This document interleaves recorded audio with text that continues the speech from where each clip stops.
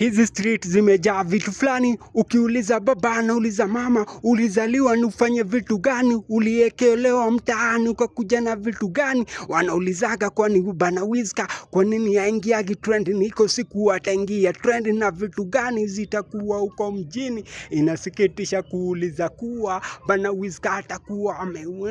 yanasidi yanapiriona tiriona rap yanasidi momo mapa yanasidi karigana shiri wana pipipi chochope izi wana kompezi tobe wana koperi yanasidi wana pepepe yana koro wanga kizino mozinzizi yana koro na rap yana busy zoko hiro wanaulizaje.